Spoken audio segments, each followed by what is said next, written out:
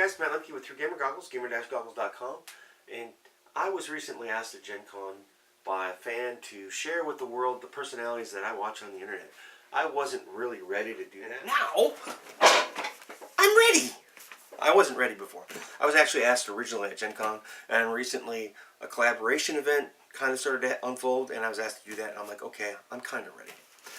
And I am actually ready. So we're going to dive right in, and the very first person I want to talk to you about is Ask a Pathfinder. This guy does reviews, and he talks, I think he talks more. I mean, I recently discovered him, so yeah, I'm going back and forth here a little bit. He's new to me. I only discovered him 3 weeks ago, and I absolutely love his content. He does reviews.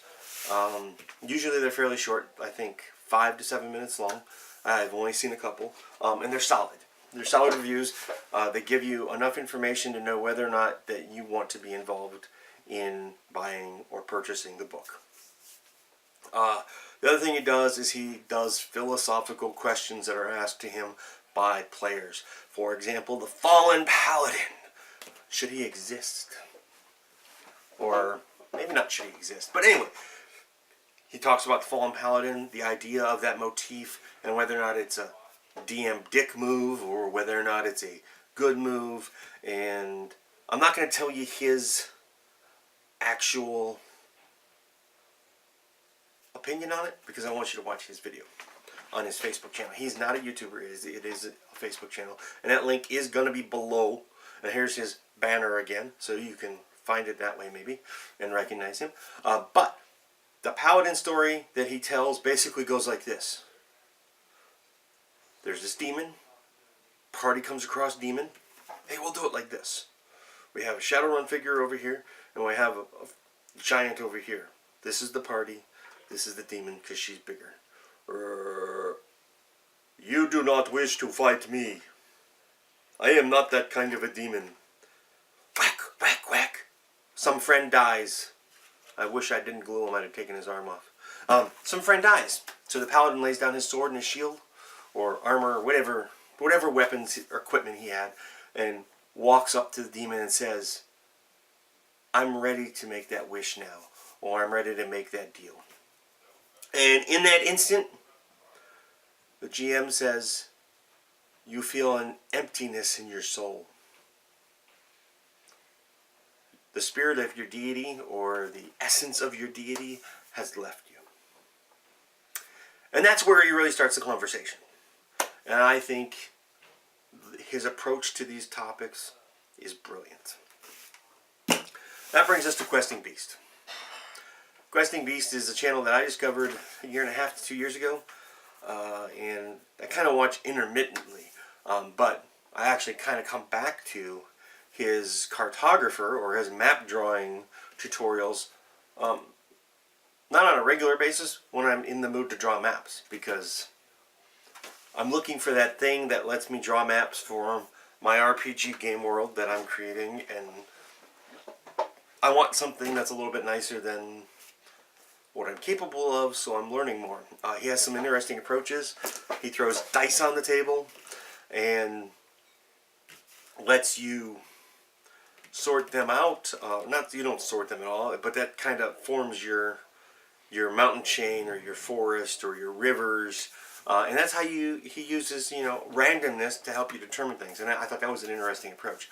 He also shares several different techniques over the course of, I don't know, I think it's about 10 videos that help you with that. Now when I watch him, I watch his new reviews. He started old school reviews not too long ago.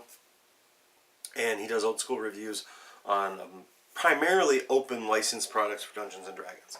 And I think it's cool because not a lot of people are doing that, and there's so much of it out there. It's hard to pick and choose what you want. So we do need people doing that, and that's where you guys can really plug into that.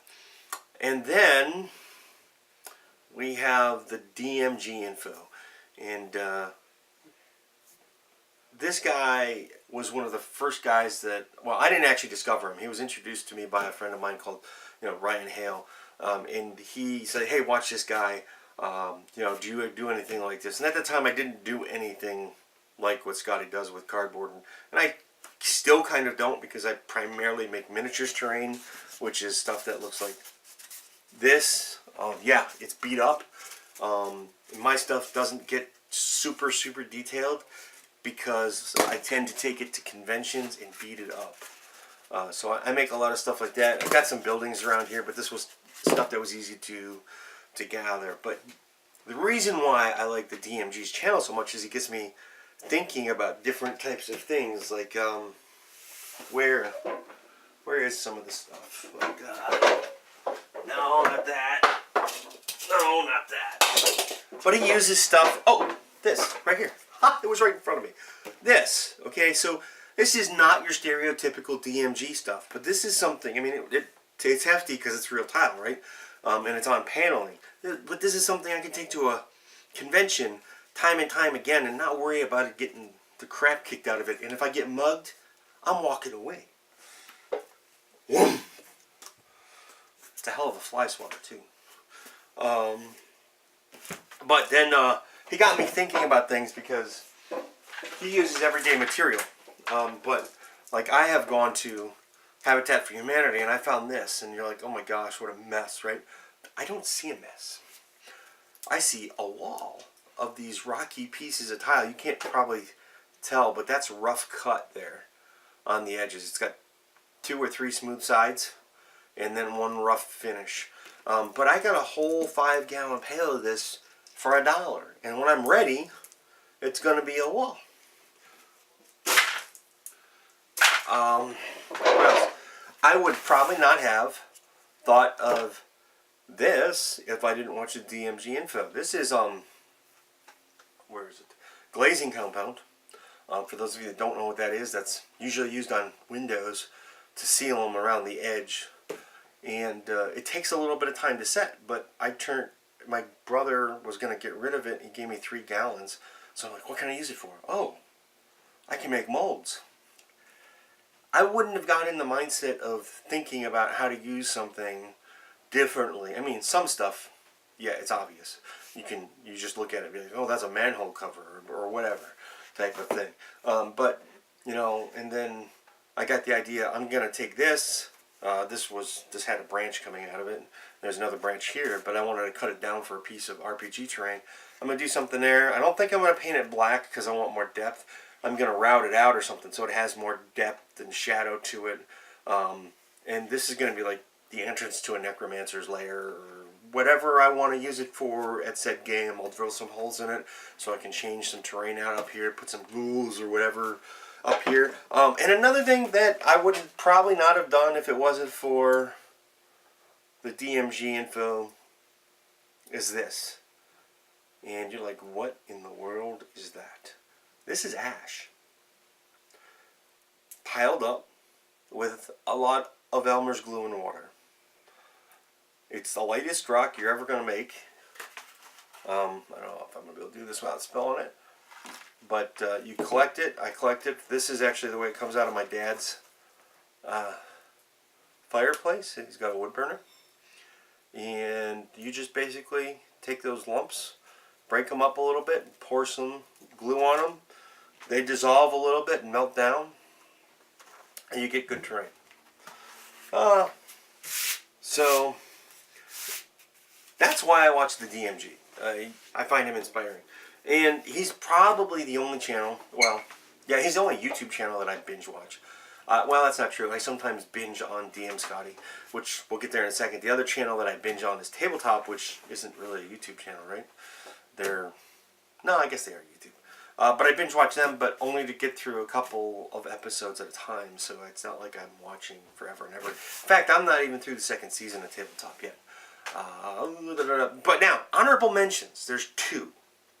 The first is got to be DM Scotty from the DM's Craft. Both DM Scotty and the DMG have made me look at hot glue in a totally different light. It was not something that I would have ever used in modeling at all. But now I do. I use it a lot more than I thought I would ever admit to. It's fast. It's easy to work with.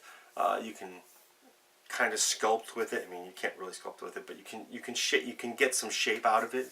So it's a little, it doesn't self-level the same way as an Elmer's glue or as a watered down PVC glue.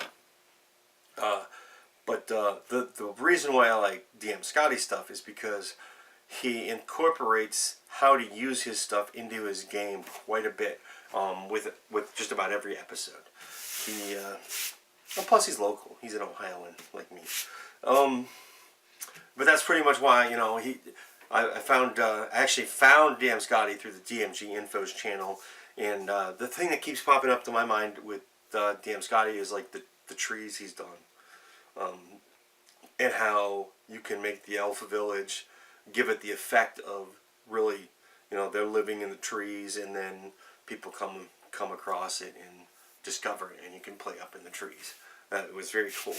Did a great job with that, Scott. And then the other one is Gaming with Juice. Gaming with Juice is probably one of the first people that I ever spoke with on YouTube.